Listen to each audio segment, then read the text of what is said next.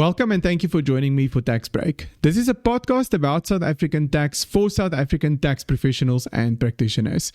My name is Pieter van der Zwan, and in each episode I share my thoughts with you on a topic or a recent development in South African tax.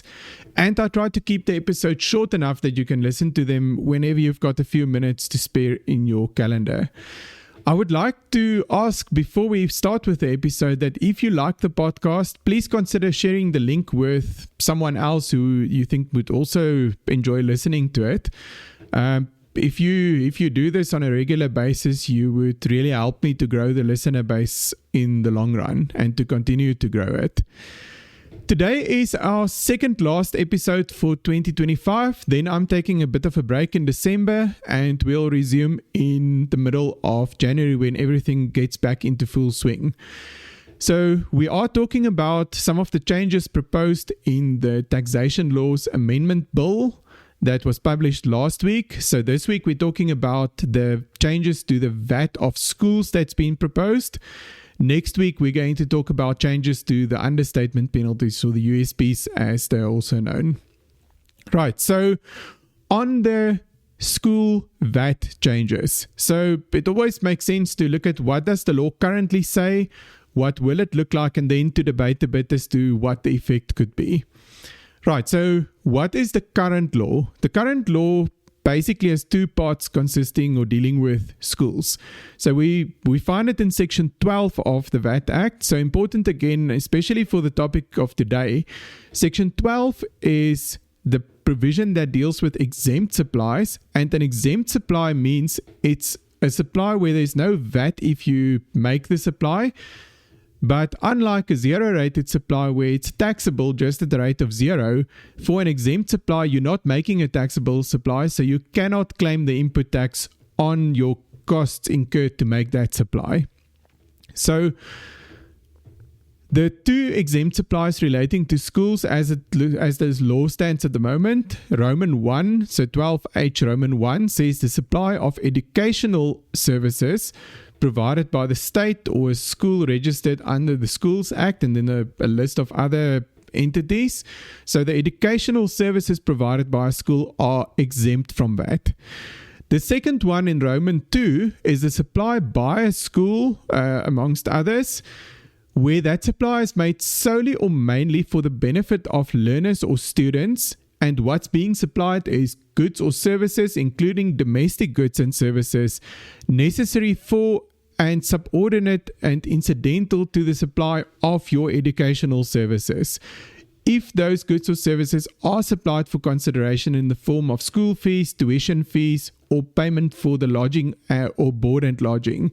So that would typically then be your accommodation charges for the children to stay in a hostel or something like this, or a res at school. So that's what this would apply to.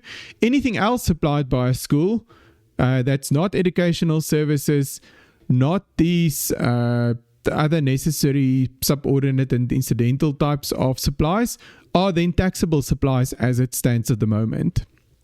Right, from 1 January 2026, there's two key changes. Schools are removed from the above exemptions. So in other words, they're no longer part of the entities listed in 12H Roman 1 and 2.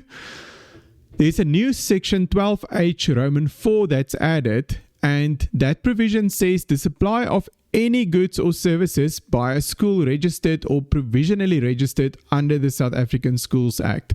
So it's now broadly to say anything that the school supplies would be exempt. There is an exclusion for supplies made in respect of welfare activities carried on by a welfare organization. So if the school is also a welfare organization, but if this is the case, this must be confirmed by a ruling issued by the commissioner. So we'll talk about that just now. So as a bit of background, if we look at the documentation relating to this change, it seems like the change stemmed from a request by schools to say, but because they're making both exempt and taxable supplies, they've got very costly and complex apportionment calculations. So the solution was to say, but then all the supplies by schools will be exempt. Now, I do think it's a bit of an exceptional rule in the context of the VAT Act, which normally looks at the transaction and that specifies the VAT treatment based on the type of transaction. This one is different in the sense that it basically says, irrespective of the type of transaction, if the entity is a school, then the supply would be exempt. So it is in my mind, a deviation on the rule as to what the VAT Act would normally look like. To get back to the welfare element, the reason why the welfare element remains, so in other words, although everything else would be an exempt supply, the welfare activity element could be a deemed enterprise, so it's specifically included in the definition of an enterprise. And the reason why that's the case is that it enables the welfare organization to claim input tax deductions on the costs incurred to carry on these welfare activities. So if a school fulfills a welfare function, it's a welfare organization and it's got these activities, it can still claim input tax on those activities. However, as I've said, you need a ruling to confirm this if the school intends to claim this input tax. Right, so what is the effect practically of this change?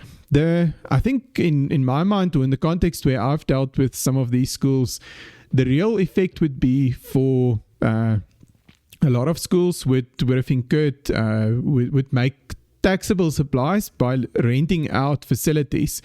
Now, the ones where I've been involved, what they're renting out, they've constructed sports facilities that's being rented out to private parties and third parties.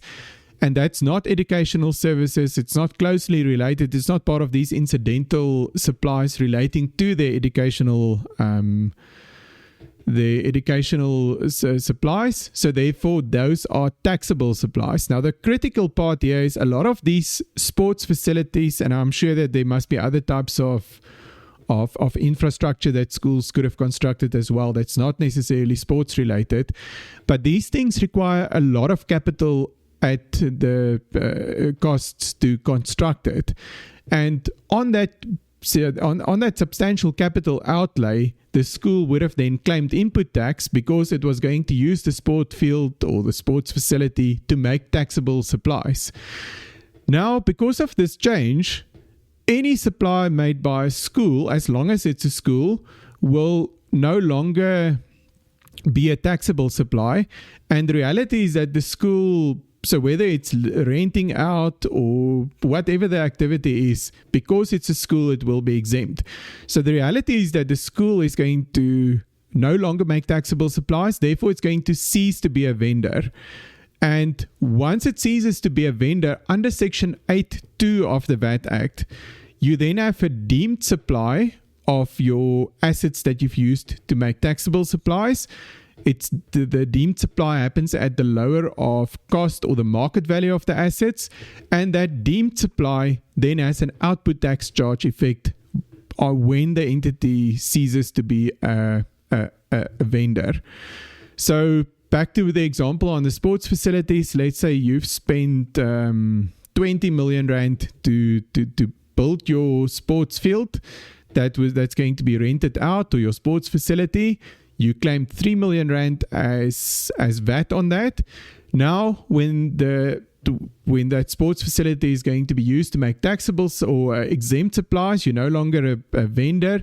You're probably going to be in a position where you need to give very close to that 3 million rand back to SARS as the output tax charge when the school ceases to be a resident.